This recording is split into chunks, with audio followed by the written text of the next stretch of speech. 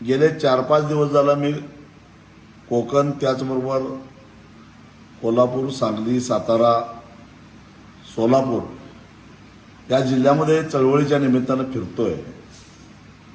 नीटची परीक्षा रद्द झाल्यापासून विद्यार्थ्यांच्यामध्ये आलेलं नैराश्य, त्याचबरोबर पालकांची अस्वस्थता जवळून बघतोय, विशेषतः ग्रामीण भागातल्या पालकांची। अनेक विद्यार्थ्यांना आत्मविश्वास होता की या परीक्षेत मला 715 मार्क मिळतील, 720 मार्क मिळतील।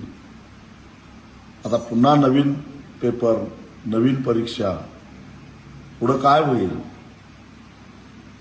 ही चिंता त्यांना लागून गेली। कुणी जमिनी विकलेल्या आहेत, कुणी घरं गहाण ठेवलेली आहेत, कुणी कर्ज काढलेलं आहे परीक्षेची तयारी करण्यासाठी। त्या साऱ्यांच्या आशा आकांक्षेशी खेळ खेळण्याचा अधिकार या पेपर फोड्यांना कुणीही दिलेला नव्हता। गेल्या 5 दिवसामध्ये 4 विद्यार्थ्यांनी आत्महत्या केली आहे। अनेकांच्या मनामध्ये आत्महत्येचे विचार घोळत आहेत। हे सारे कोण आहेत? सत्तेमध्ये असणारे आपले हितसंबंध, सरकारमध्ये असलेल्या आपल्या संबंधामुळे आपलं कुणीच काही वाकडं करणार नाही हा आविर्भाव, हा अहंकार, आणि त्यातून पैसा कमावण्याची आलेली संधी सोडायची नाही, या पद्धतीनं या सगळ्या लोकांचा आविर्भाव असल्यामुळं या लाखो विद्यार्थ्यांच्या आणि त्याचबरोबर त्यांच्या पालकांच्या आयुष्याशी खेळ खेळण्याचा प्रयत्न या साऱ्या हरामखोर लोकांनी केलेला आहे।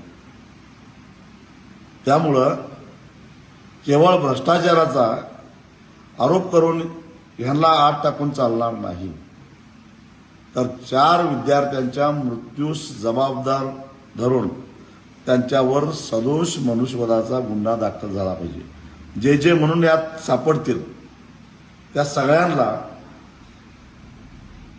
आत्महत्या केलेल्या विद्यार्थ्यांच्या मृत्यूस जबाबदार धरून त्यांच्यावर सदोष मनुष्यवधाचा गुन्हा तर दाखल झाला पाहिजेच, पण पालकांच्या आणि विद्यार्थ्यांचा मानसिक छळ केल्याचे गुन्हे सुद्धा दाखल झाले पाहिजे। त्याशिवाय अशा प्रवृत्त्या ठेचल्या जाणार नाहीत। आणि सातत्यानं पेपर फोडतायत, आणि पेपर फोडीमध्ये असणारी माणसं ही सत्तेच्याच आजूबाजूला घोटाळताना दिसतात। हे रहस्य काय, याही प्रश्नाचं उत्तर आम्हाला मिळालं पाहिजे।